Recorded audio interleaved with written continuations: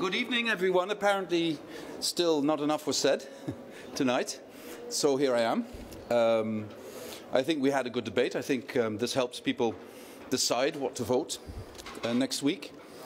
I think it clarifies a number of issues. I also think it shows where potential majorities might be in the next European Parliament. So hopefully it helps citizens all across Europe to make up their minds and then actually go and vote next week. Any questions? To the gentleman in front, yeah. Mr. Vice President, my name is Dan Cărbunaru from Calea Europeană. The question is on Spitzenkandidaten procedure, because there are some rumors regarding the situation in the Council, European Council, maybe later on in the Parliament. Do the Socialists are fully committed to support this Spitzenkandidat procedure? Of course we are. There's no doubt about that. Of course we are. This is the way for the European Parliament to be able, immediately after the vote of the European citizens, to translate that vote of the European citizens in a majority that would support the new President of the European Commission. I think it's very important we stick to that principle. Thank you. Just take one more question here in the front, and then Mr. Timmermans has to leave. Hungarian press from Romania.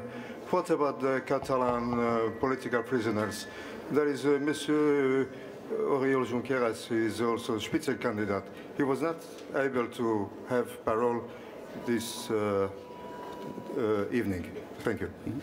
I think, if you want to change things in a country, if you're not in agreement with the constitution, and that country is a democracy, that country respects the rule of law, that country respects fundamental human rights, then you have the right to plead for change in the constitution, but within the rules of the constitution. You cannot break the constitution, you cannot violate the constitution in a rule of law based country, and if you do that in a rule of law based country, that has consequences. Now fortunately the Spanish people decided to vote for Pedro Sanchez, who is a great advocate of dialogue, but dialogue within the constitution, and that is the rule of law in Europe. Dialogue within the constitution of a democratic state based on the rule of law. Thank you. Thank you very much. We'll stop there. We've got an early start in the morning.